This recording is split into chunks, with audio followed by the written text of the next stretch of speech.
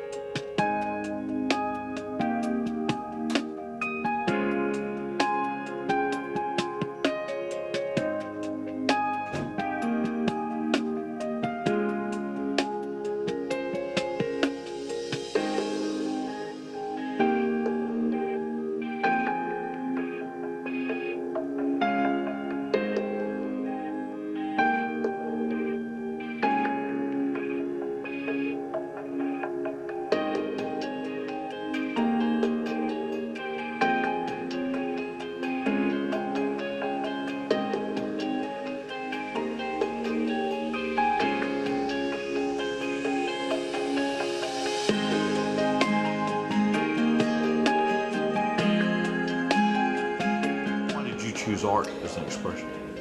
There are many elements that help create diversity and help educate different citizens about others' diversity. Art is a universal language. It transcends cultures, it transcends barriers, it transcends genders, and it speaks to the level of human spirit. The art that's displayed in City Hall is of figures. It's all of figures. It's of people from different cultures, from different lands, and in different settings. Some are farmlands, some are worlds away from us. But on a human spirit level, it's relatable.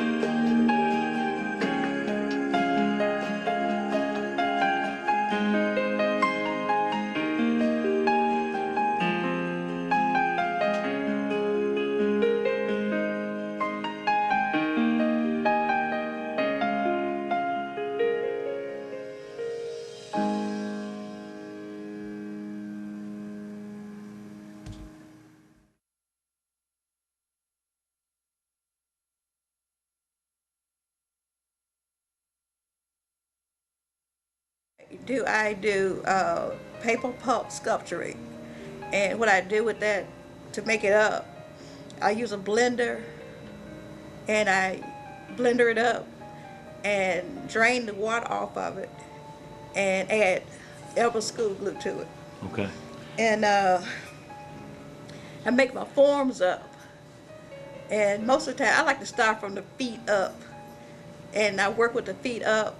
And that way, by the time I get to the body, you know, my juices will start flowing to help me to decide what it's going to be, okay. Male or female. How did you get started doing this? Well, the way it came about, Steve, it's a long story. It came about through forgiveness, you know, and I didn't know for years that I had this talent. And growing up, my mom and I didn't get along. So I prayed for years and years that things would straighten out between us. So what happened is, when I was able to forgive her, is when I knew I could do this. Okay. And so the first piece you did was? The first piece I did was an African lady that had a basket with her hands over her head, hold the basket. Did it symbolize anything for you, or? Well, it was like something like a work in progress, to symbolize working toward forgiveness. Okay. And after that, it just happened. Most of the time, I have a couple years to paint, around to 14 years. Okay. I start to painting. Okay. I paint. It's something like they grow up inside to me, and I like the beautiful for everything, and all the time I would like to. When some people they saw my painting, they feeling something nice, they feeling something good, they think something is beautiful. This is my inspiration most of the time, the feeling with I can to do in the another person. I got really serious in art when I was about 15. Okay. And we had no art in high school, and so my mom recognized my abilities, and she sacrificed for me to take corresponding art courses from art instruction schools, Minneapolis, Minnesota. And that got me interested. And then when I started college, I went into art education. And then I started looking for an art job, got one right away. And I taught art for 33 years. Okay. What is the satisfaction of being an art teacher then? Well, so many times you have kids that they come into your class and they will confess they can't draw. And so that was really rewarding to have them see that they could draw if they look at things a different way. And that was really remarkable, a lot of times, the way they could draw realistic portraits and draw their hands and some of the most difficult subjects. And it was just rewarding to work with those kids that would learn to do something they thought they could not do. Okay. So you saw a change in them as a result of this? Oh yeah, and I also did drama productions. Okay. And I mean, that was a life-changing thing for a lot of my kids, because some of them didn't have very good self-esteem, and they found a place among very diverse students. And in some productions I had football players, cheerleaders, I had football players, believe it or not, and we would see how that would. I told them one time, you're really all the same. You just think differently sometimes, and we tried to embrace diversity among the different, like you had the preppy kids and you had the nerdy kids, the little labels that people put on there, but we united. And it was like having a revival whenever we had, when we had our last night together. It would be just like a testimonial of how people had really changed their attitudes toward others. I have been doing art all my life. In addition to being a practicing professional artist, I also teach classes, and I'm a real fanatic about all the basics, which have long been neglected in art schools. Okay. And such as? How to draw. Okay. All color theory and using color. Okay. And it's really real basic stuff anybody who would really want to be an artist would need to have. But the opportunities haven't always been there to have them. So a lot of it's free form art now. Is that right? Or? There's a lot of abstract Okay. art now, but there's a lot more interest in getting back into realistic art, and people, in my experience, have found that they want to learn to paint, and because the order it should go in is you learn to draw, then you learn color, then you learn to paint. Okay. That's the logical order. Okay. But they do it backwards. Then they learn to paint a little bit, and then they learn that they cannot draw what it is they want to paint. Okay. I was a little girl, Steve, and I always enjoyed playing around with artsy type things. I would always rob the soap from the bathroom and carve it into puppy dogs and horses, and we didn't have very much money growing up. We were poor folks. You know, we're speaking about cultural diversity here. We were poor folks in the country, and so we used the things that we had to make art, or I did as a little girl. I took cereal boxes when they were empty, of course, and I would use the cardboard on them with the blank, the back sides of the cereal boxes used to be blank. And so I would take those cereal boxes and I would cut them into shapes and make clowns and use the little wire brads, like you made projects with, and do arms and legs that moved, and bright colors on their faces and all, on their clothing and all that kind of stuff. So I started out young doing creative type things, but then as I got older, I just always had a love of creating, and I guess each one of us have, as artists, paint our life story. And my life story is coming from the farm and from a rural type area, and so a lot of times I paint people who come from those same type backgrounds.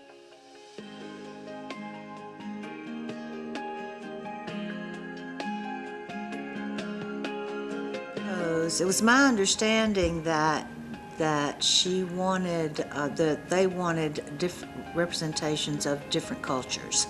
So I brought a painting from Venice that I did of the gondola in Venice, and I did a saxophone man, and then I did a band in New Orleans. It's called Stars on the Square. Okay. And I brought a couple of girls playing dress up. Okay. What do you hope people will sense then from these? Every artist I know tries to infuse something of themselves or what they want the observer to get in their paintings. And what I really want is I love the idea of unity, but I really want beauty to come through, the beauty of everything. One is called Old Cows Gone Dry, and it's a painting of an older white gentleman with his plaid shirt on, and he's just looking real forlorn, and it kind of, to me, tells the story of the way farm life has declined with a lot of individuals. Farming's got to where it's big business, and so that one tells the story of this particular gentleman, that he's saddened. Even I use a lot of blue in there, which is symbolic of sadness. And then I have a painting of a black gentleman who is in his overalls, and it's typical of rural life also. Okay. But other paintings that I have in the show are cross-cultural. I've been on some mission trips to China, and so one of the paintings that I have is of some Chinese children in an orphanage, and they're in a row waiting on their oatmeal bowl. So it's called Next Bowl of Oatmeal, and to me that just tells the story of how poor some folks are in here and in other countries, but it tells the story of the orphans and the way that they live their life every day. And then another one that I have is called The Agony of Need, and it's a Chinese lady who has a Chinese baby, and she was actually begging on the street for her baby. And I think, you know, we here in Tennessee, we might say that we're poor, like I just said a few minutes ago, but we're very rich here in this country. When you travel to other places and see the other cultures, you realize that even like in my paintings of Tennessee people, the paintings of Tennessee people are subcultures. There's an old saying that a picture is worth 1,000 words. As visual artists, we want people to look at an image that we've painted, and we want them to feel something. So hopefully when people come to this show, they'll look at each painting and they'll be able to look into the eyes of that person or look into the painting and feel what the artist wanted them to feel, which sometimes is happiness, sometimes is sadness, sometimes is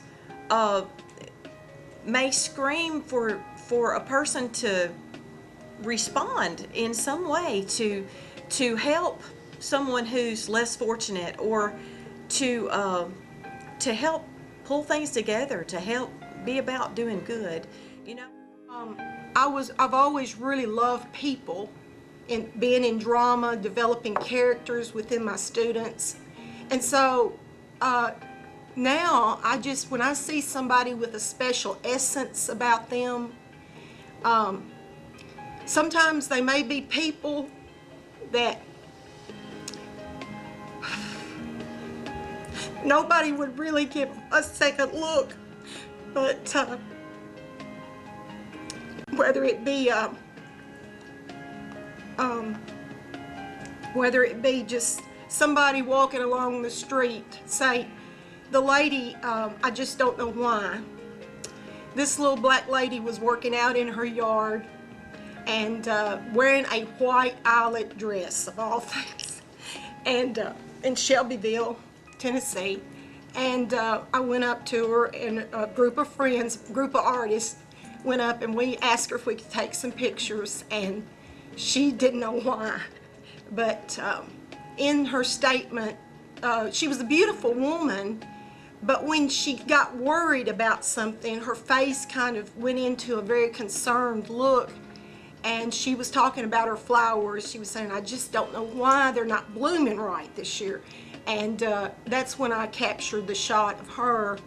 And that painting, many people have seen that painting, and it's just been one that people really connected to. They would say, is she from such and such? I think I know her. And one judge said, when I saw the painting,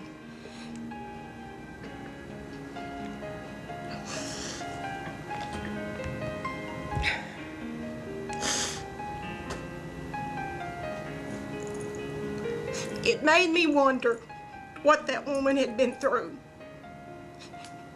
And he said that it just expressed so much to him. It was powerful.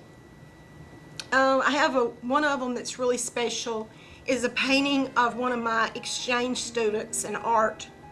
And he was from Senegal, Dakar, Senegal. And he had the most beautiful skin. I would often tell him, oh, City, you're just got the most beautiful skin. And he would say, oh, but Miss Stevens is so dark. I said, oh, it's so beautiful. And so I said, one day I'm going to paint you. And sure enough, one day he was doing a program at Milan High School about Black History Month. And he was showing them, the students that were there, about his culture. And he came walking in my room with this white, beautiful outfit. And that was it. I said, come over here to this window and let me take a picture of you. And I want you to think about the savannas in your country, your area where you live. And I just want you to go back with your mind and your heart. So this outfit, what was so interesting about it was splattered with paint. So his mother had made it, and she spread the cloth out and she splattered it. And then when that dried, she cut out the pants and the beautiful shirt, and she stitched it on a machine, and then she hand stitched, did the fancy stitching that is on there, she did that, and it was just so special. And I have a lady from India, beautiful lady of India, and what's special about that is one of my art students actually went on to teach art in India, and she sent me some snapshots, and she said, you know, Miss Stevens, would you please, you know, if you want to paint one, you may. And I said, oh, okay. So I painted this lady that she said was working along a path, and to me, she's just so beautiful. There are certain people, well, everybody does have an essence about them, but Bodie especially is kind of mysterious to me. I've really gotten to know him a lot better now, but at that time I just asked him, could I take his picture? And he's very calm and collected, and later on I found out he was a sculptor, folk art type beautiful sculptures, and we really connected in the like recently about his work, but he just had such a wonderful spirit. When you can look into the eyes,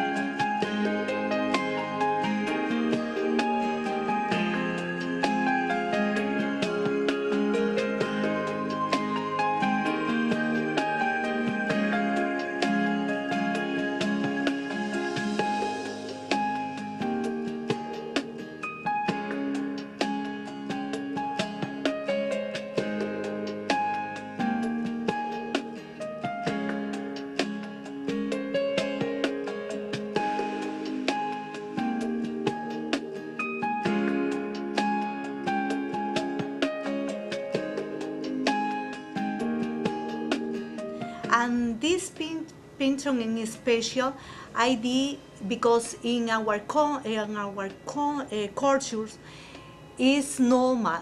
Everybody they make clap pause.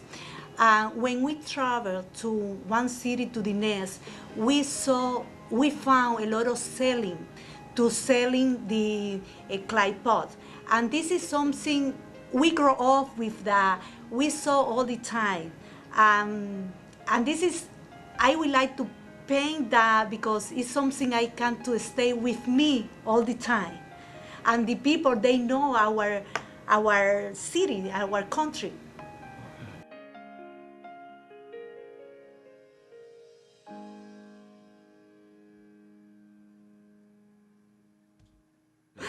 And this is one of part I can to know the people is involved in the paint over here in Jackson, because I don't know before nobody, but today this is amazing for me.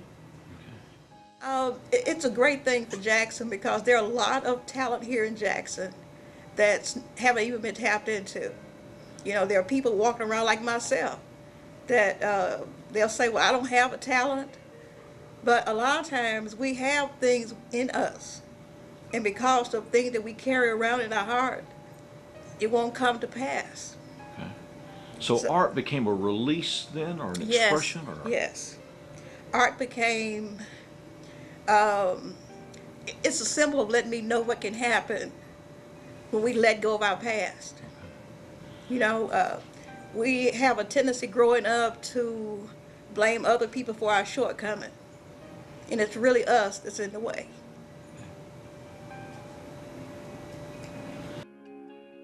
The idea is, I am so excited about the idea. I think the Season of Unity is just a fabulous opportunity for this city. When I came over here to bring my paintings, I'm very bad with names, cannot remember the man's name, but he was a representative of the Latino community or the Hispanic community, and I just think it's a wonderful opportunity for this city to set an example for the nation and bringing all aspects together to form a unity that's not been there in a long time. And I don't mean not here in Jackson, because I don't know about that, but we're missing it in the country. Okay. The Bible says that man is God's greatest creation. And we as artists, I think when we paint man, we are painting God's most special gift. And we as artists need to work together to help make life better for other people. And that's what we want to do. We want to make things better for everybody, and we hope that through painting we're able to pull people together, to work together toward common goals of good instead of evil. You know, there's so much bad in the world nowadays, and we as artists want to make things better. As I'm painting, I try to absorb who that person is. I try to think about where they've been, where they're going. I just try to kind of walk in their shoes a little bit and try to connect, always connect with the person that I'm painting. When you look at the collective work, what do you hope people will sense when they see all of this work together out there? I hope that they see that although we may look different, we're really all the same. We all need love, compassion, and that really they should embrace diversity, is what I think, because it is a really freeing thing to do, is to embrace that which it may seem different. It's all the same.